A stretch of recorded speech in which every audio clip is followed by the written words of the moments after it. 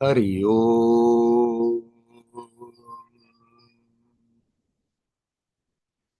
Hari Om.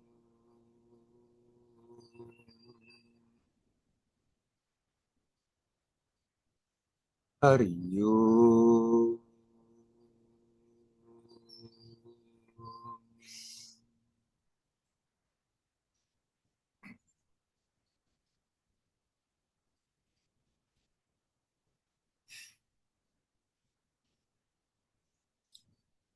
Hello, my friends.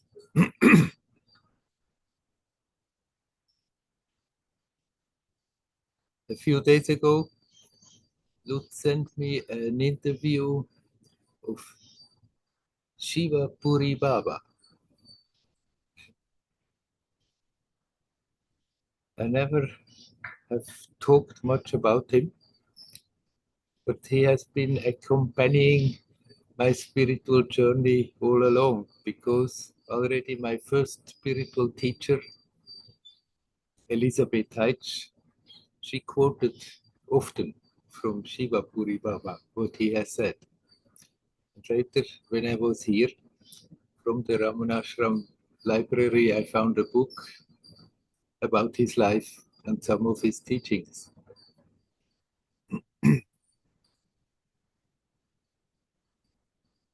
Now, in this interview, basically, people ask questions, and his basic reply is mostly first, you have to see God, and then everything becomes clear.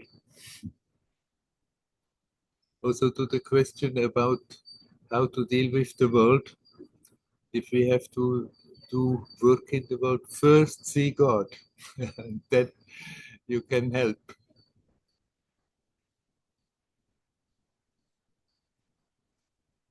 He was a very special man. His grandfather, he was a yogi, and he saw the potential in his grandson and instructed him how to live, how to go out into the forest and live there, and gave him instructions what to practice. And then he said, and when you are through with your practice, you have to go around the world. A traditional thing for yogis is that they have to go and walk around up and down in India at least once. But for him, he said, you have to walk around the world. And he buried somewhere a bunch of jewels that he would have the financial means to do so. And the young Shivapuri Baba, he went in the forest and he was living there by himself for 25 years, just following the instructions of his grandfather. His grandfather died soon after that, so he didn't see him again. Just from his teaching, from the blessing of his grandfather, that was his support and his own sincerity, his own will. And he just stayed there for 25 years, came out totally transformed, and then he started his journey around the world, walking around the world. Of course, he didn't walk over the oceans, but he walked from India to Europe. When he came to India, he was welcomed in the Buckingham Palace. He was there a few months at the end of the life of Queen Victoria. He was there with her. But then he continued, worked in North America, in South America.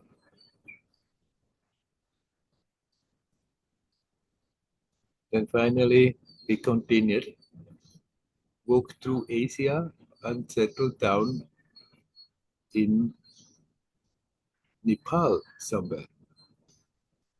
I saw a photo of him and he had 112 years and he looked like some a man in the 50s. So as long as he needed that strength, he somehow rejuvenated his body, and then he settled down, and it seemed from there the usual aging process. He let it happen, and he died with, with the age of 136. He had some disciples that used to come and talk to him, but he didn't go much into the public. He was a very unique guy, but it is inspiring that sincerity of that man. He got this instruction and he just went along and went on and on with his practice.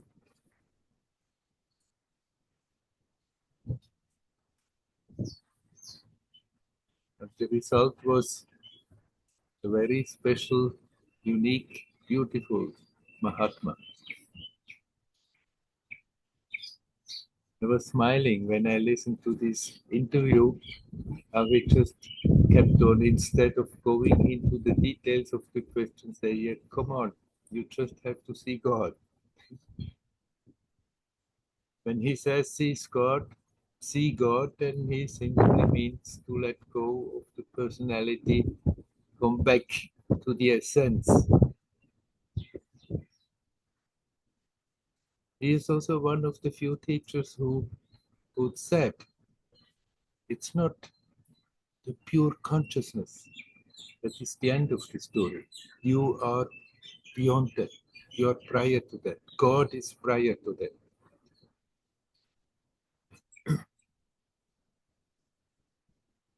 But he made clear to anyone who asks questions, hey, come on, what are you wasting your time for? Such a unique chance in this human form. You have that possibility. But nothing can compare to that. So why you spend your time worrying about so many things, being so totally caught up in your stories? Just think about God, think of nothing else, and when the thoughts come, you just catch yourself and redirect them.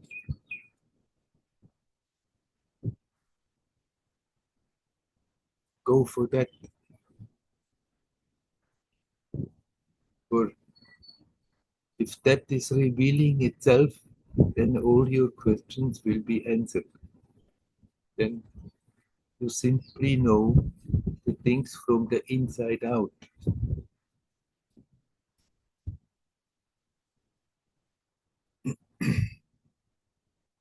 Well, there are not so many Shiva Puri Babas who are capable of just getting that instruction and then go for it and not ever questioning it, not ever having too much doubts. So for that, it's no harm, nothing wrong. When there are doubts that we are discussing, then not in order to gain big knowledge, but in order to remove obstacles that prevent us from simply proceeding on that journey. We call it a journey, we call it a path, but actually it's just a matter of coming home. The journey is inside. The journey is from being bewildered, going round and round with the attention in so many things, learning to bring it back and dive into the source, into that which makes everything happen.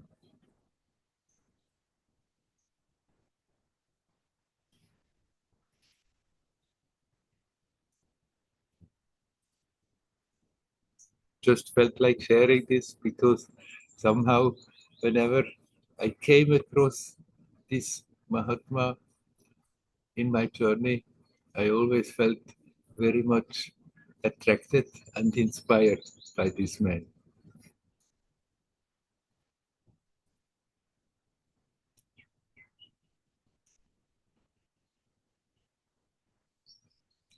But as we are here, and talk about whatever is going through your mind,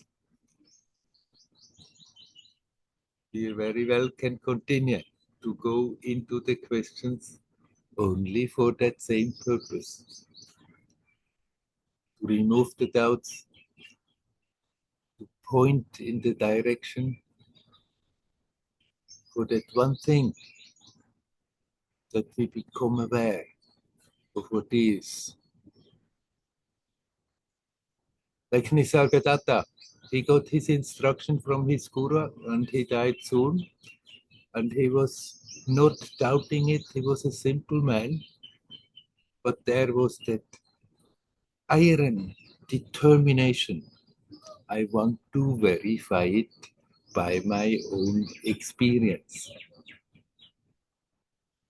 He wasn't satisfied just in repeating nice teachings, that you are already that you are timeless, spaceless, birthless, deathless. That's what his guru told him. He didn't doubt it, and yet he didn't settle down with that belief, but made that sankalpa, decided, I want to experience that for myself. I want to verify this by my own experience. He was so clear about it that either I'm dying trying this or I'll succeed. With that determination, within short time, he crossed the ocean of doubts, the ocean of samsara, became in a new, unique way self-aware.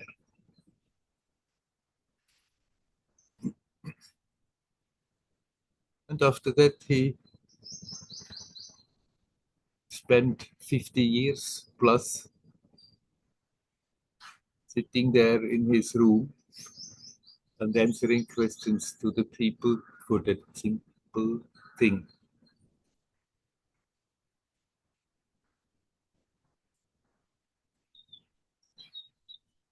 Okay.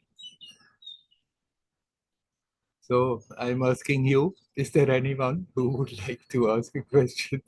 I'm not going to say you just have to see God and then everything becomes clear.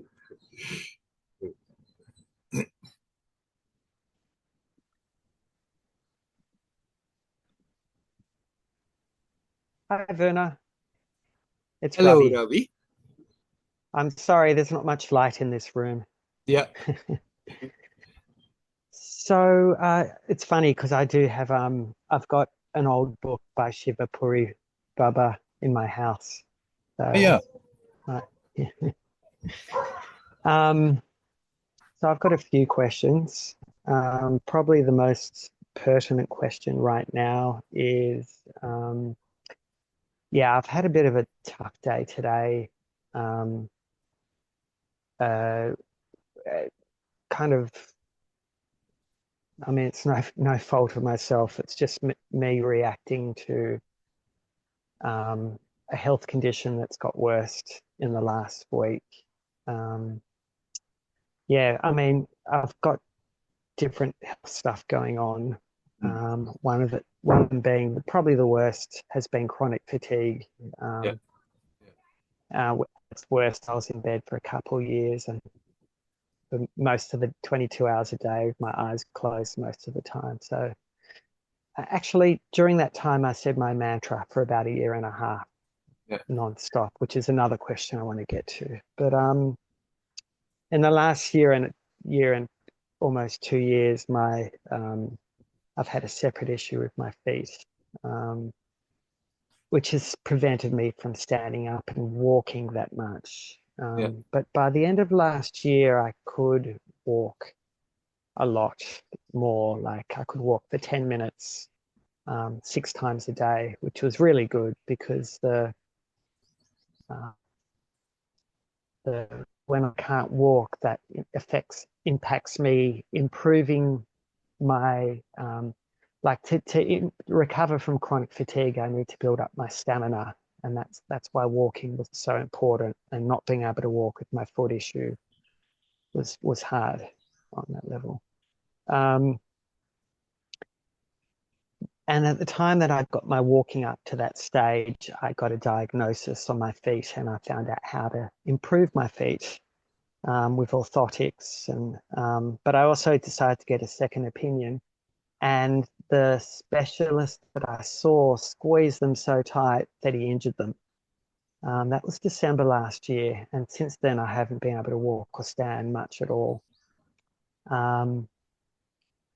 And when the pain's not too bad, then I can walk a bit and around the house.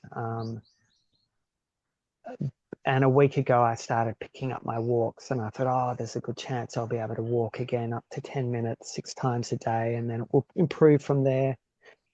But about a week ago, my feet, obviously the nerves are very sensitive, and they flared up again, the pain. It feels like it was back then at the end of last year. Yeah. So I guess, sorry for the long story, but I've just been reacting a lot. And yeah, I guess not accepting where I'm at and feeling sorry for myself. But you know, it comes with the story of I want to move my body because it feels so good to move my body. And I thought everything was getting better, and now I can't get out of the house and move my body, and so I'm stuck in the house again. And I guess the uncertainty of not knowing how long this is going to go on for, and kind of wishing, being frustrated that they got injured again in a silly way. Anyway, that's all I wanted to say. And just to see, that's my first question is any guidance? Because today my head's just been in a really bad space. I've been very resistant and non-accepting. Of course, it's not easy to deal with a chronic condition. For people who don't have that, it's difficult to imagine what it means.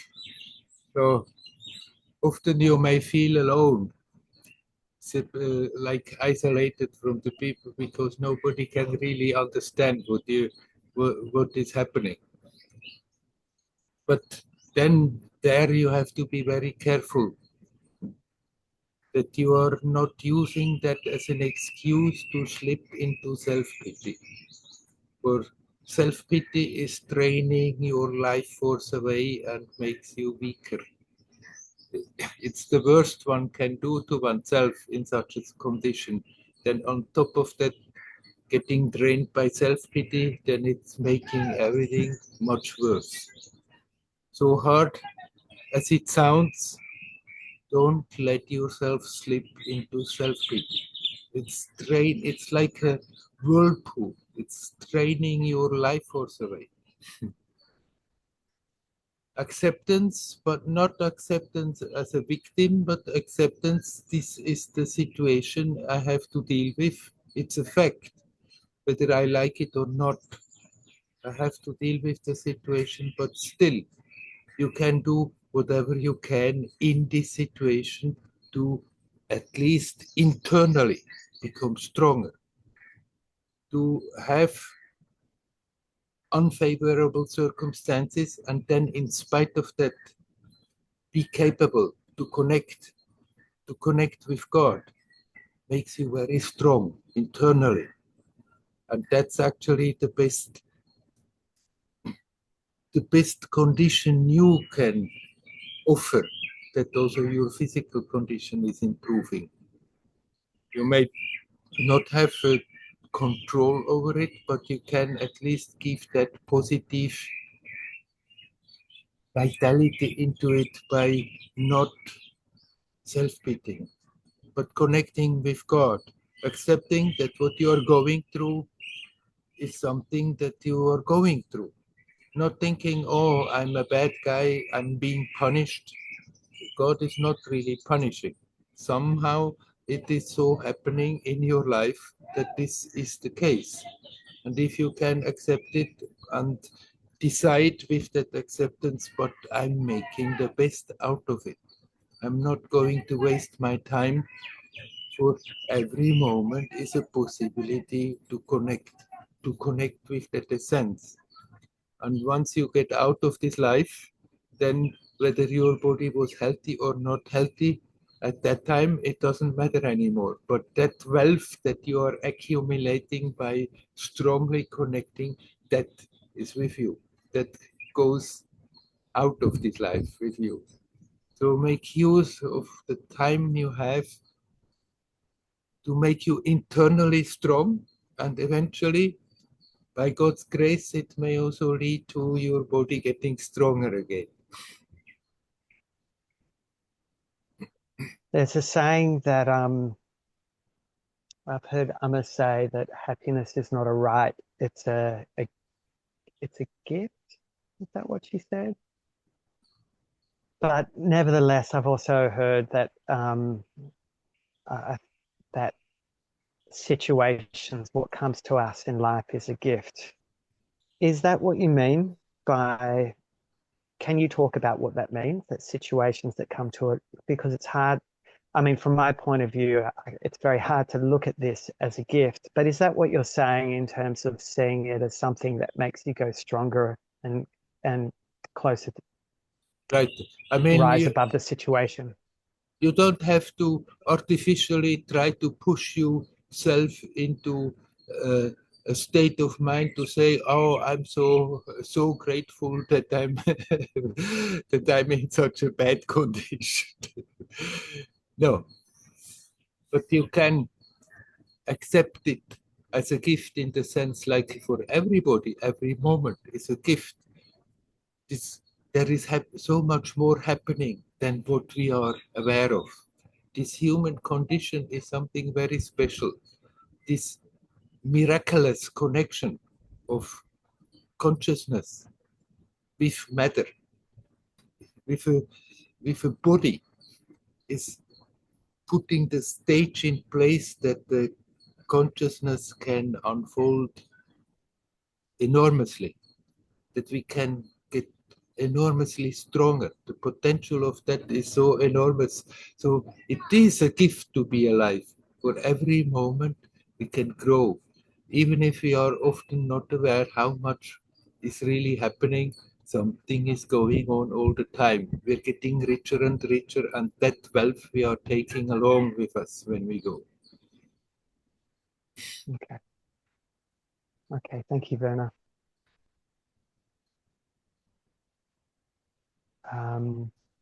And other questions I had is around the practice that I'm doing.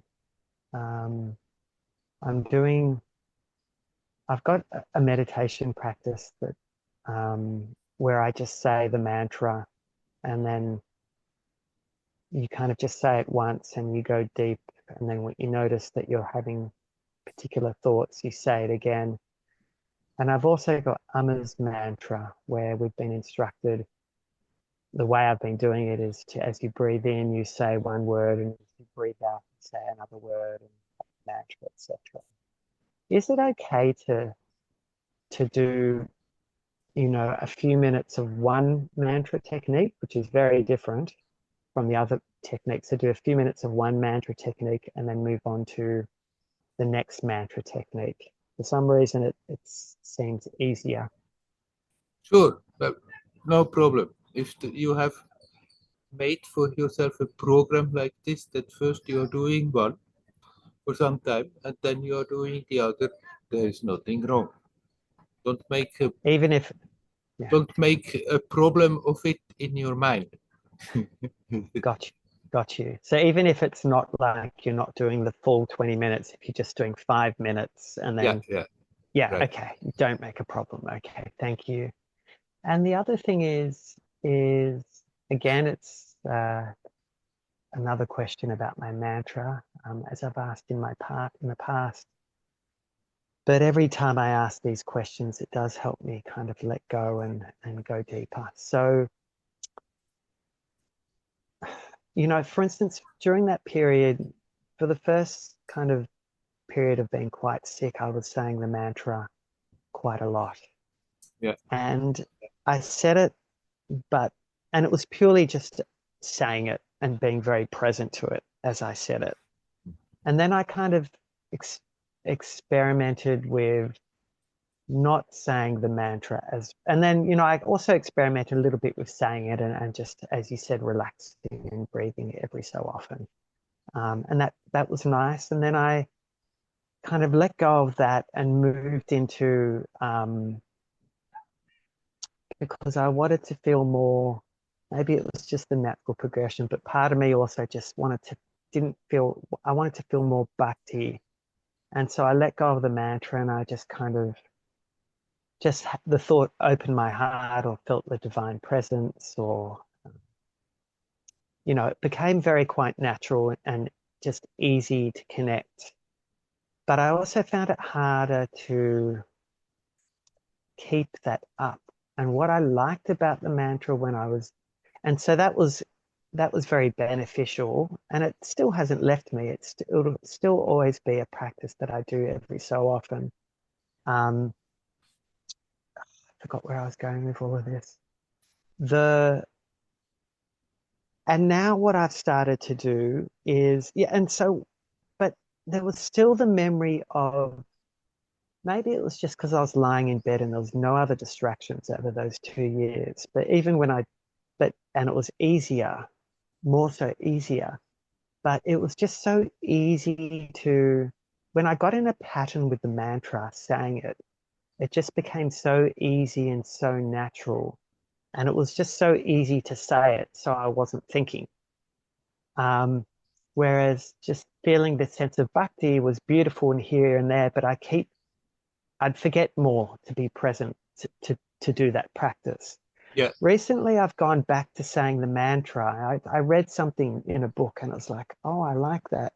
He said he was practicing saying the mantra, and when he finished saying the mantra, like however many lines it was, he would say something like, Lord, come into my heart, or something.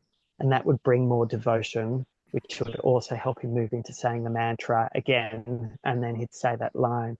And something in me went, oh, I really like that. So in the last kind of week, I've kind of practiced.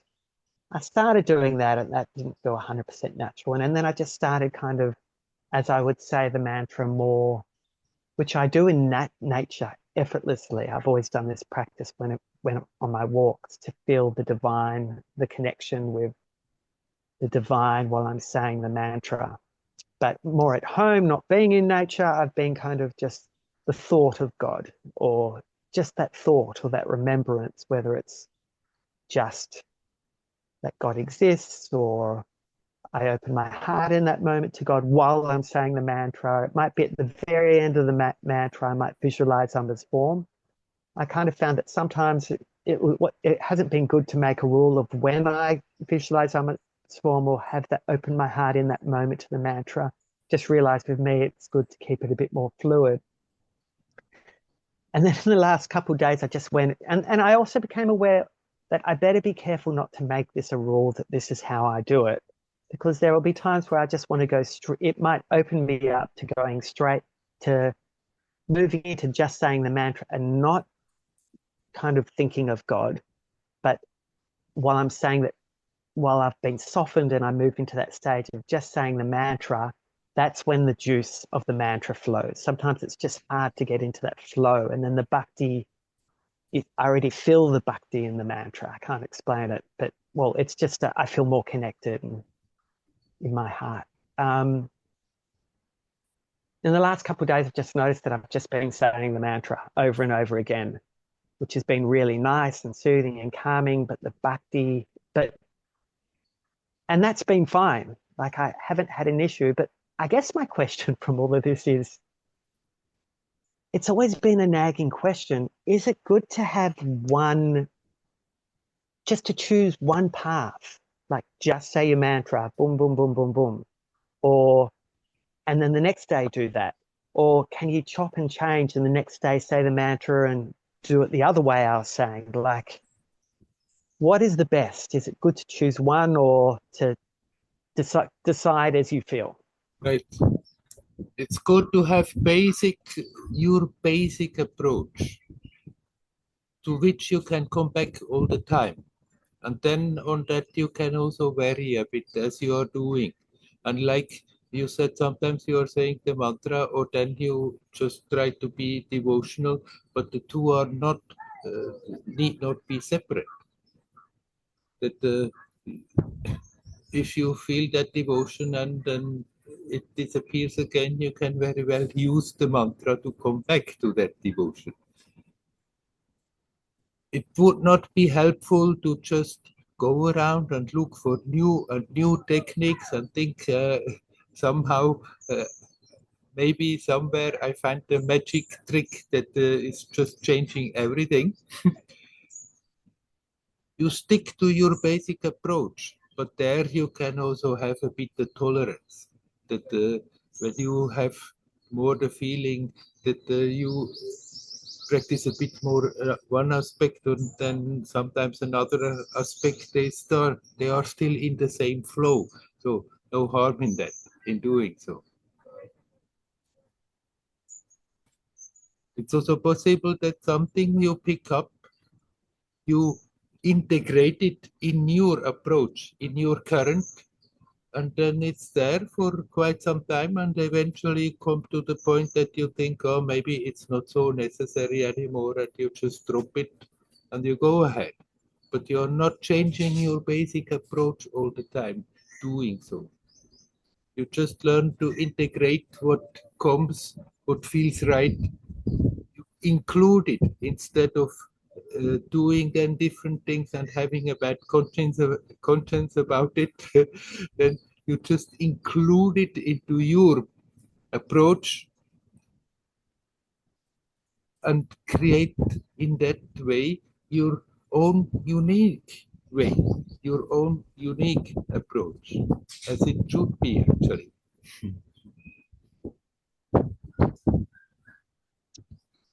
And I think I don't know if I made it clear when I'm talking about saying the mantra, it's more about this is just japa chanting throughout the day.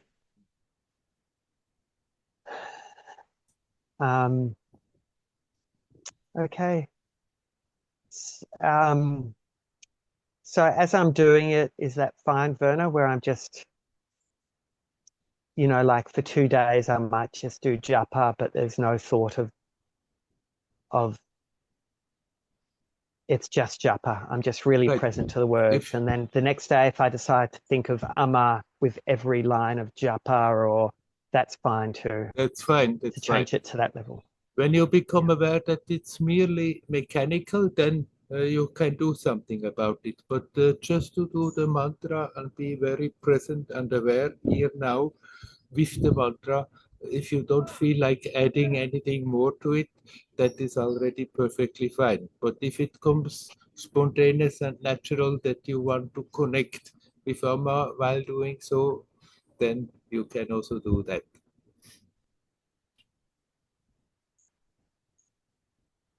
Sounds good.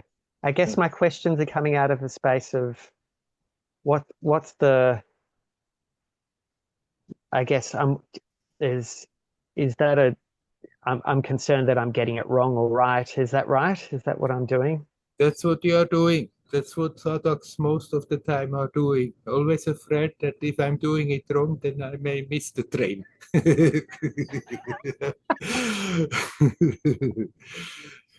Oh, What is important is that you are aware, that you are awake, that you don't become mechanic and superficial. That is important, not the detail. There is not so much right or wrong if you are aware, alert, in the present, connect with the essence, then that the idea right or wrong is a disturbance from the mind, from the personality, and you need not take it serious. yeah. The essence, um, hmm. And I And guess also maybe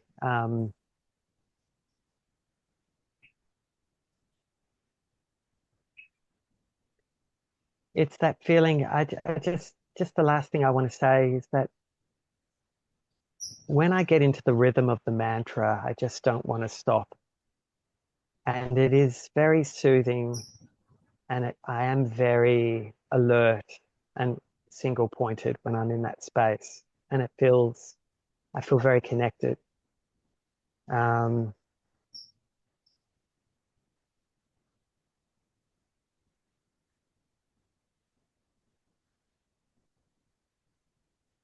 yeah, I guess it's just a little, it's more of a focus feeling, whereas sometimes this sense of bhakti is a more of a, it's a different feeling, but I know you've said in the past it's the same.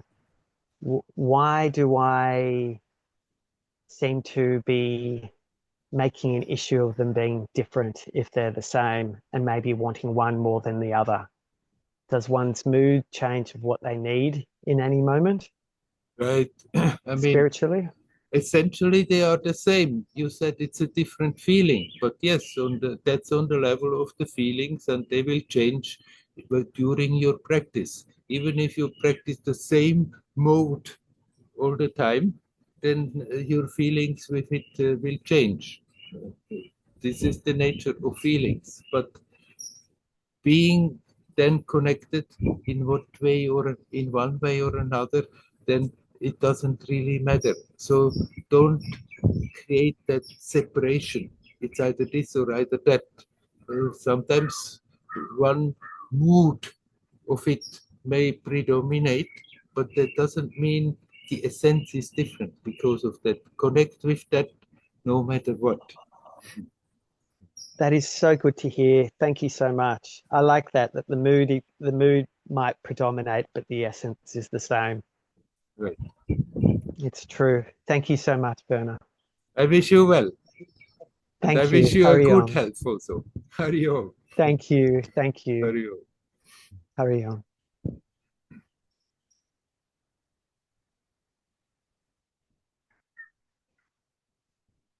Hello, Rita.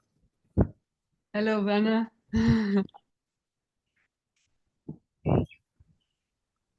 Hello, Werner. Hello, hi. Um, I'm glad today I can speak again. The past times I wanted, but I didn't dare. Courage, I courage. yeah, Nothing bad is going to happen to you. yeah. I was in a really delicate mood, that's why. So, Yeah. Werner, I did a lot of meditations which are called yoga meditations. They are guided meditations from Rupert Spira. And he has the idea, he says, that many of us understand who we are, but we don't feel it in the body. The body feels tense and we feel separate, etc. And so I just since the new year, I was so attracted to these meditations and I did them nearly one every day. And his idea is he's, he is guiding us. He says, when we feel the body, we cannot feel skin. Skin is a concept. So he says, just feel the sensation. And then he says, what is to the sensation is only sensing. And in the end, he makes the step, there's only pure awareness.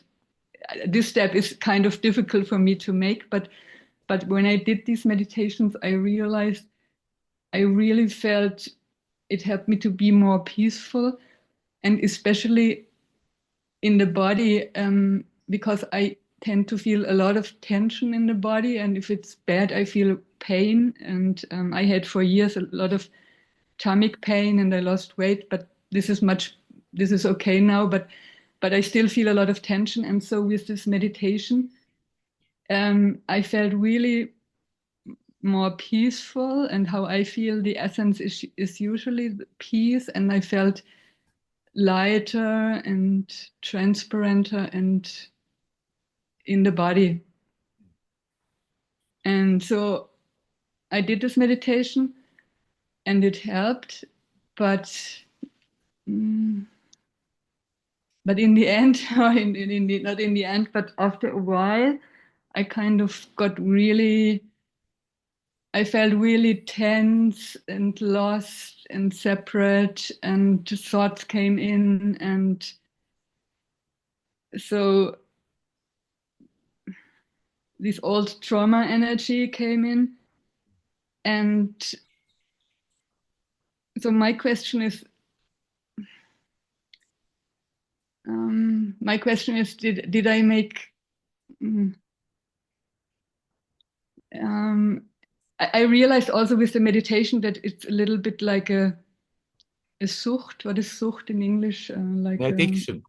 A little bit it has to do. It gave me like, it was so important for me to do it. And so, but I went really through this strong state. And at the beginning, I could say, okay, this is just a trauma layer is coming up. It's a healing process. But I wonder whether, my question is, have I done too much of it? Or is it just a good healing process? Because on the other hand, what I want to tell is what really helps me a lot also is all kinds of things which help me to feel the body, and I did them parallel: Feldenkrais, body mind centering, contact improvisation dance, all where I can feel myself on my own, but also in contact with other people. And I didn't stop that,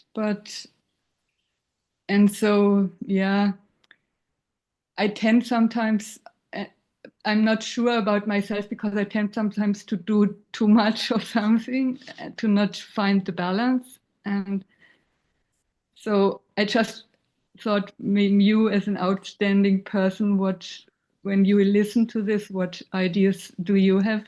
Yeah. Are you still doing those meditations? No, at the moment I stopped. I tried again, but at the moment it feels I'd like to do it again, but I'm a little bit hesitating, or yeah.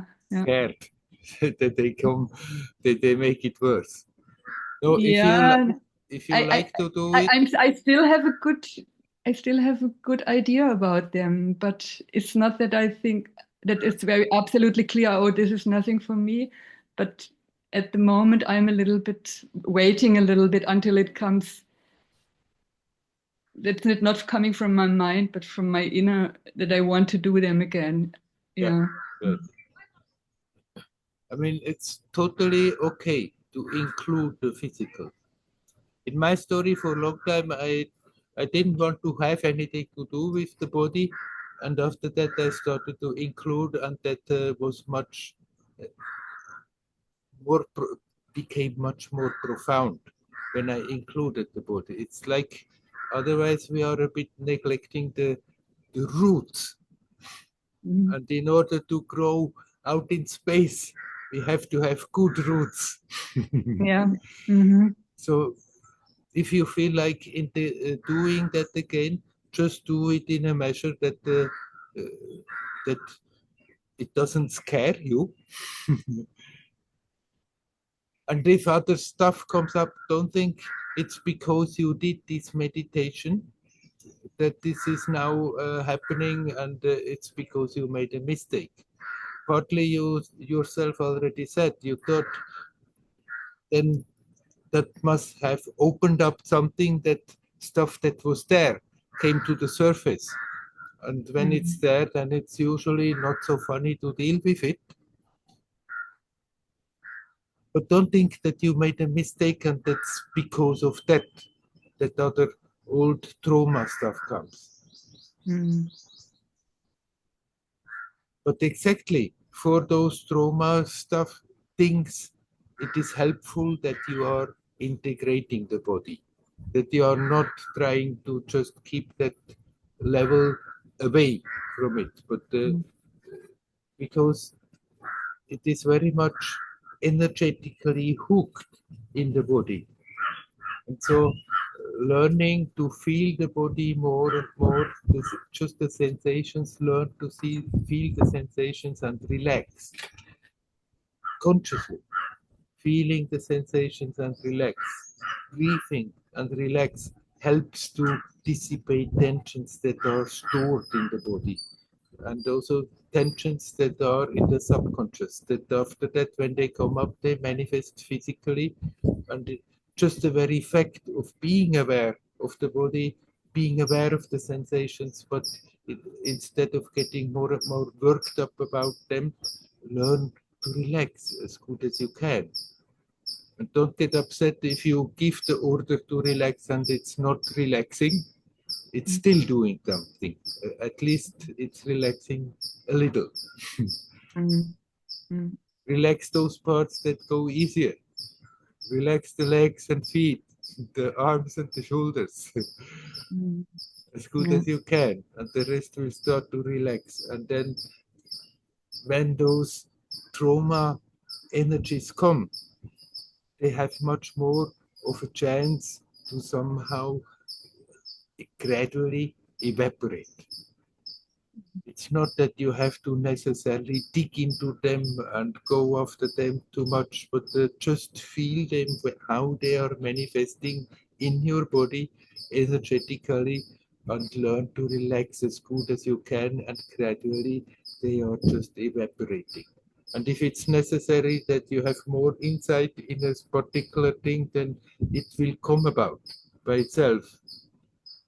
Or maybe somebody comes along that gives you at the moment a helping hand, but you don't have to go around and run around and look for help. The help comes out of yourself. You have already all the tools necessary for that. So don't be afraid of continue to include the body. That everything becomes a harmonious whole. The different levels learn to harmonize with each other, and the more this is happening, the easier it's to deal with whatever difficulties that are still stored somewhere in the subconscious when it comes up, that you can deal with it, not try too much to understand, not try too much to analyze, but just feel what they are doing to your experience right now, physically, energetically, and learn to relax that. And then the emotional, intellectual level also will start to relax. Let them go. Yeah. Yeah.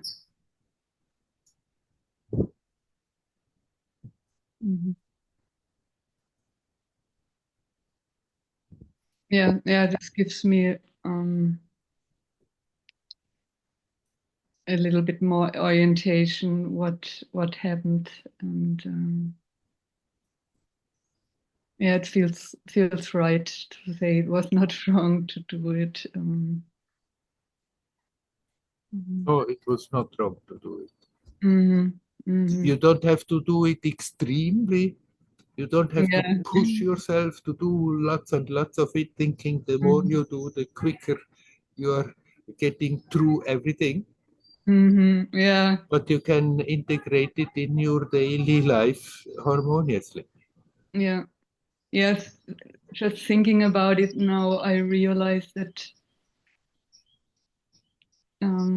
maybe I sometimes miss the point where it is still what you say harmoniously, and where I should have done, or yeah, for the next time where I look more for also other things which come from inside, also with spiritual things you can push yourself, and so and these body techniques, what is good about them, they help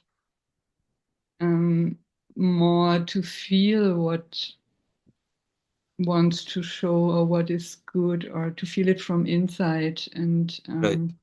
The tendency is a bit that when it feels good, then everybody has the tendency to jump to the conclusion, if I do more, then it's better.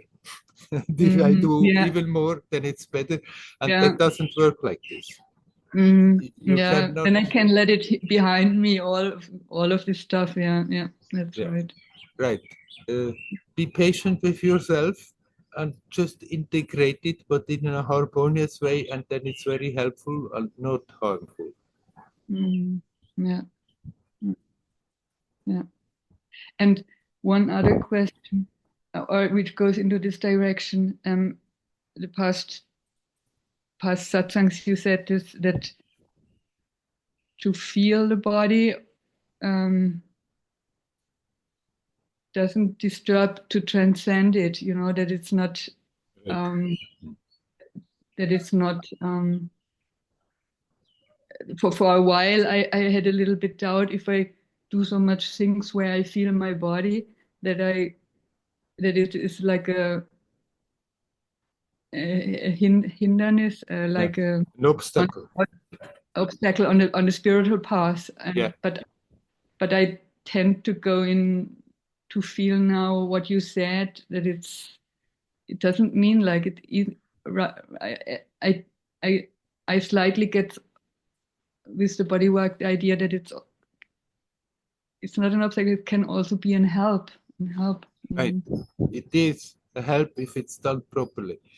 These ideas may come from certain schools of teaching that everything that has to do with the body you should avoid and go beyond it and sort of, but actually you can very well integrate it, and generally it's getting much more profound. Just what is becoming an obstacle if we are obsessed with the body? Then every detail of the body,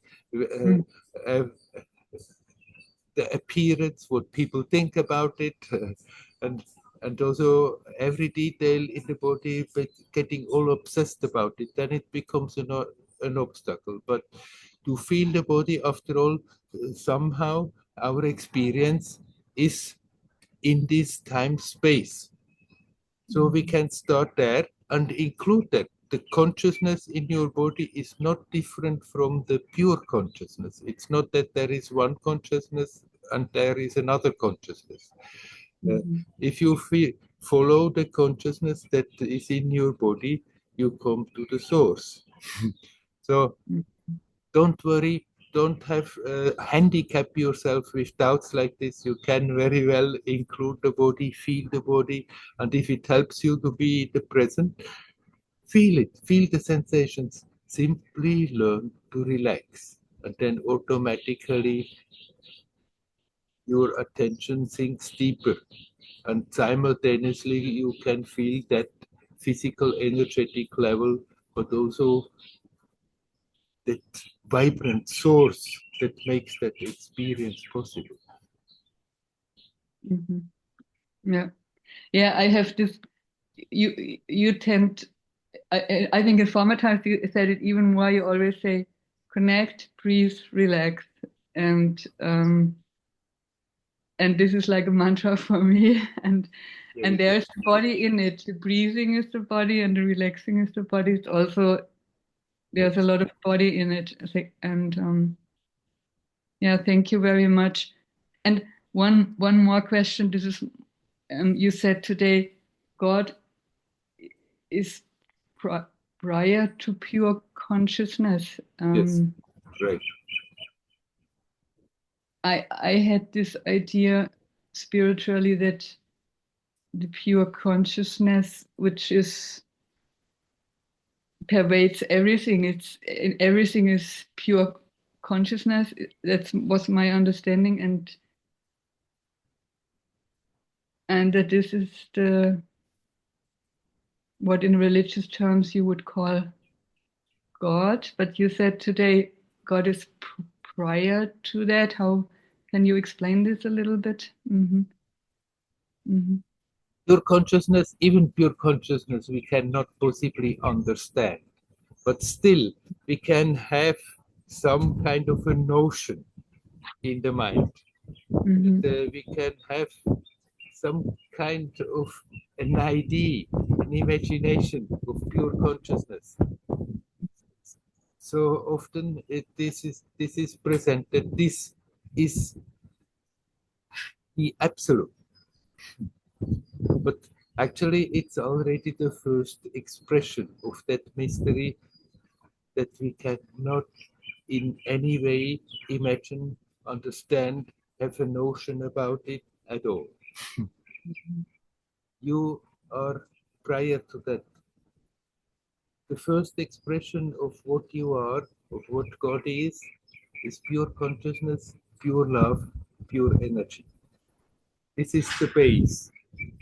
Out of that, the whole manifestation comes out of that base of pure consciousness. So there is nothing in manifestation that is apart from pure consciousness or pure love or pure energy. Mm-hmm. And we can bring the attention back to that base as good as we can. That's all we can do. We cannot somehow try to attempt to go beyond that. But by coming back as good as we can to pure consciousness or pure love or pure energy or a combination of that, we are making ourselves available that somehow something beyond that can happen. But we cannot do that, we cannot attempt it, there is no possibility to make an effort for that. So is that you would say pure consciousness, pure love, or pure energy is already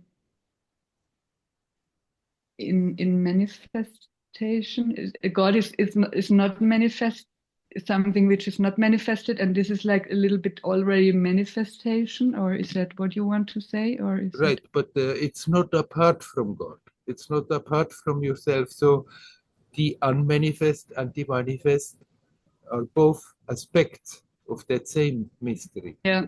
Mm-hmm. But Mm-hmm. in order to manifest, it needs that first expression, that ground, that pure consciousness. And Mm-hmm. out of that, everything we can possibly think about or perceive, everything that is manifest, everything that is created, comes out of that base, pure consciousness, love, energy. Mm-hmm. Mm-hmm. Now, God is prior to that, but it's this pure consciousness, of course, is not apart from God. So everything that comes out of that pure consciousness is still an expression of God, of yourself, of the essence. Okay, okay. Yeah. So you have like, yeah. I think when I read Rupert Spira things, I think if I understand it right, he doesn't make this distinction between pure consciousness and God, which is prior to that. So that's why I didn't. I don't know. I haven't read anything of it. Yeah. I because I thought the consciousness that's, but you said, as you said, it's not. It comes from, it is God also, or it comes Right. from, it's an expression of God in manifestation in. Right. Mm-hmm. Don't need to make somehow of a problem out of that. Mm-hmm. Now, you can very well still conceive as pure consciousness that divinity you are aspiring to connect with. Yeah. Okay. Yeah. Mm-hmm. Right. Yeah. Thank you very much. I'm glad I dared to Yes, it to was talk good. today. It feels much better now. Thanks a lot. Very good. I wish you well. Hario. Hari Om. Hario. Werner, hi. Hello, Anton. Hello. You have again your friends with you. Hello, hello. Yes, many friends, 10 people here. Yeah. They sleep, they meditate since 4 o'clock morning. And Julia wants to ask one question. Werner, hi, hello. Hello. What's your name? What? Julia. Julia. Hello, Julia. What is meditation? What is meditation? Everything that helps you to connect your attention with the source is meditation. You can sit quietly with crossed legs and closed eyes and do that, but you can also walk and you can also meditate.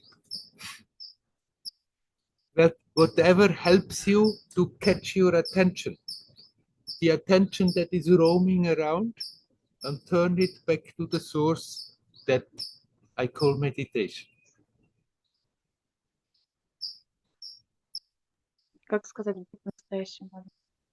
She wants to ask how to be in the moment.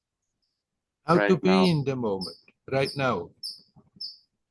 Do a simple thing. Consciously breathe in, breathe out, relax. You can do that the whole day long. Whatever you are doing, when you are sitting quietly, when you are walking on the road, when you are alone, when you are in the midst of a crowd, you can always do that. Consciously breathe in, breathe out, relax. And you are right here.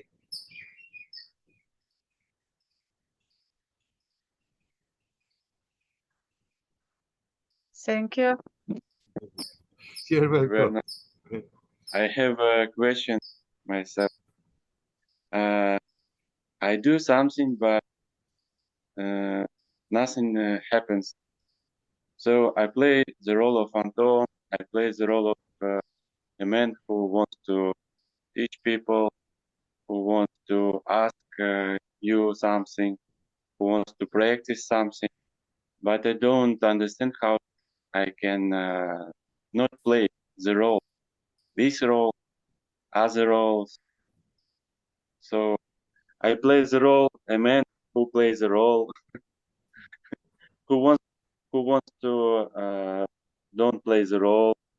So how if I here right now, it's come away very soon, and I can't be it. You cannot, sorry?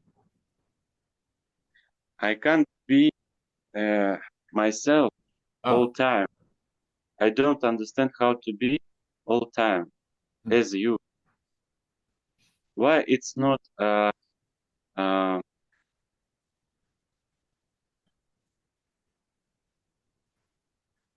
it happens frequently, but not always. That's how it goes. You cannot do it. You cannot simply decide today, from now on, I'm always going to be connected consciously. You can attempt. And then sometimes it works. Sometimes it comes out of the blue without you doing anything about it. And then it disappears again out of old habits that pulls you away, out of for a reason that you may not understand why it is happening. Don't think that you do something wrong. You just, when you are aware how the attention is distracted, disconnected, you connect as good as you can.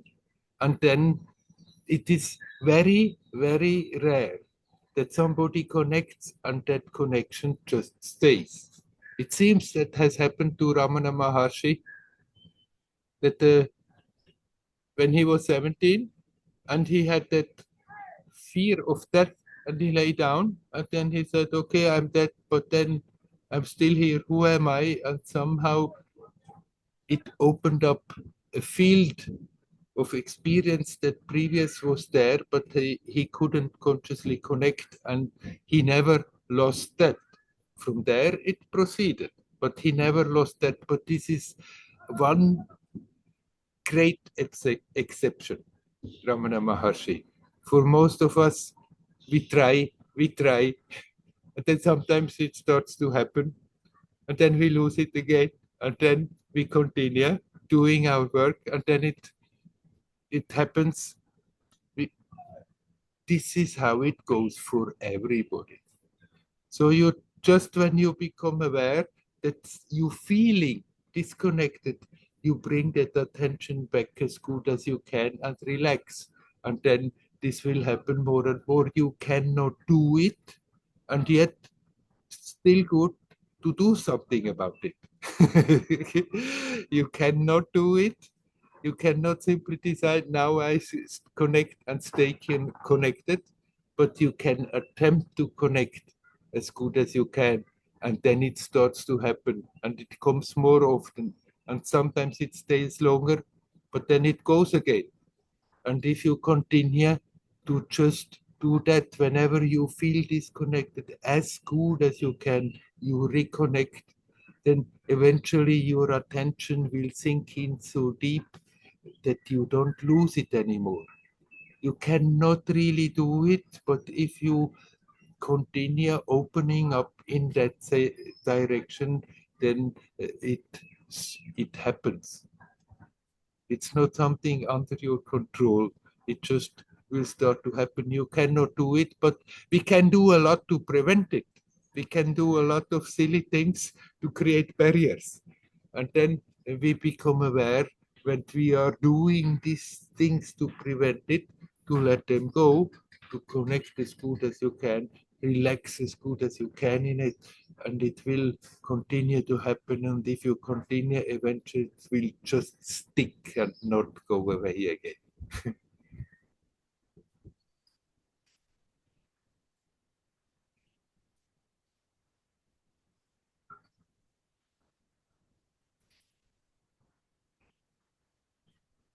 Your energy work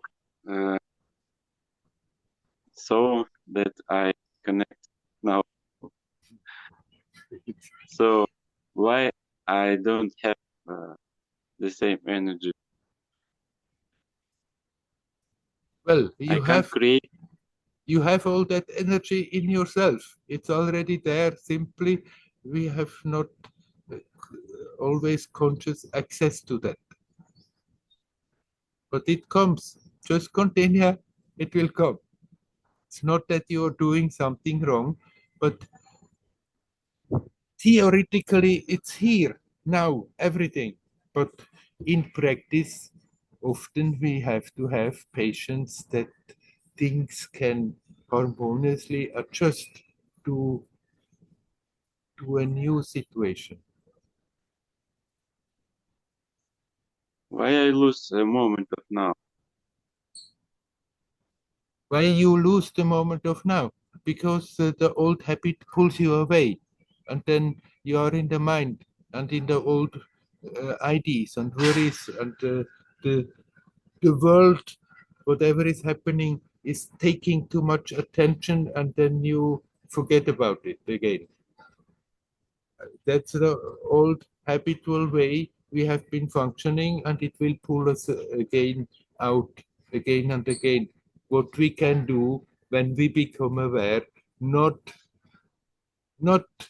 beat yourself up and say, what did I do wrong? Why have I lost it? There you are again in the story.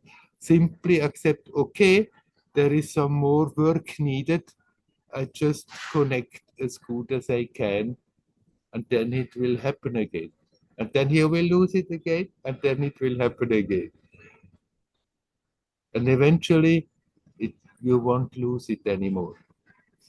It's not the particular reason that you, if you know that reason, that you can So correct if I it. It's not that there.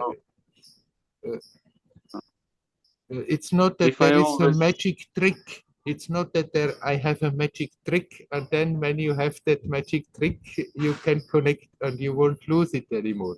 The magic trick is to continue with sincerity. if I always be in my heart, so I will not disconnect. Yes. Right. But the heart is not really a particular point. It's not that pump in the body that makes like this. The heart is the center, the source where the experience comes from, where it's not at the particular space. But yes, if you are always in the heart, you are in that always. Thank you. You're welcome. Hario. Hario.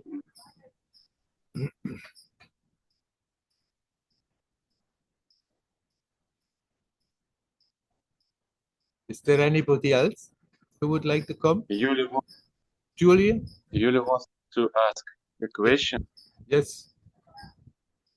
Yes. She wants to ask what is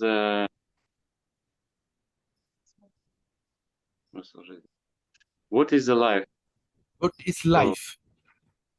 What is the life? Yes. And why we live? Why we are living? Yeah. Why come to this crazy world? Huh? Yes. Yes. It's a good question. We must be crazy to come to this crazy world.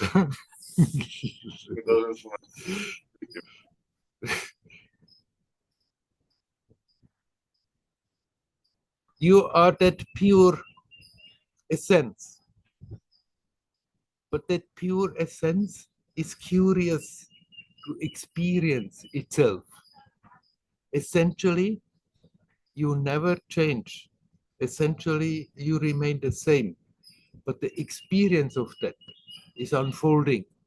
And so you are projecting a part of you into this time space to gain experience.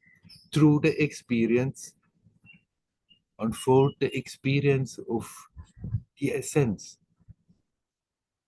Become consciously, but it's not that you, what you are, your true being, even now, is not in the world, is not incarnated. It's just an aspect of you projecting in the world to gain experience. And if we are aware of that, it's a playful, joyous journey. If we are not aware, if we identify with that projection, it becomes very tiresome, very painful.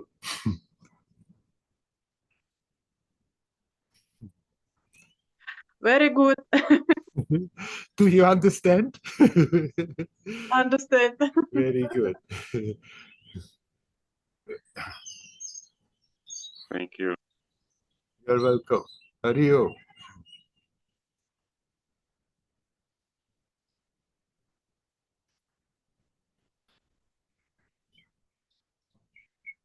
There is a little more time. If anybody wants to come in and say something, you're welcome.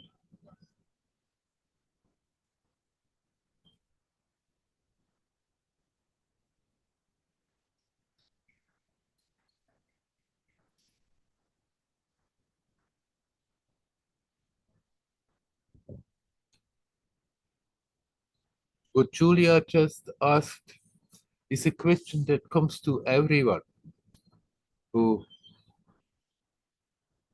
starts to think, starts to more inquire what is going on. And then if we hear the Advaitic teaching that you are that, and we have forgotten, and we have to struggle, and then finally we are back again where we started, then it doesn't make any sense. Why? Why should we slip out of that, go through all this trouble, and then come back again? Doesn't make any sense. But it's not that there is a cosmic mistake that has happened. By mistake, we have gotten caught up here. The mistake here is that we forget and hold on to that forgetfulness, and that's very painful. And once we know, we can work on it to let that go and then be in harmony. And then this life journey is a playful, joyous journey, getting richer for the experience with every moment. It's not so that by mistake we fall out of that oneness, then we have to struggle and struggle and struggle, and finally we are back again, and there we are fine. But it's like as if nothing has happened. That being that goes through that comes back richer. essentially you are not changing. The experience of it keeps on unfolding, unfolding, and there is no end to that. In India, there are basically these two different schools. That the one says all is Brahman, all is the one essence. There is nothing happening, nothing changes, everything remains the same. And on the other hand, there is that school who says there is some kind of an evolution. Something is unfolding, sometimes something is evolving. And these two schools, they are not opposites. They are not contradictory. It's difficult for the intellect to accept. It looks a paradox, but it's good to have that broad mindedness to accept the two are simultaneously true. Essentially, you never leave that oneness. Essentially, you are that. Nothing changes that. But the experience of that, the depth of that, the richness of that is unfolding and unfolding, and there is no limit to that. It's not eventually we come to a point and say this is now the whole and there is nothing more. There's still the whole infinity beyond. The experience of that keeps on unfolding, and in that, for that purpose, a being is projecting in this or any other time-space continuum to gain experience.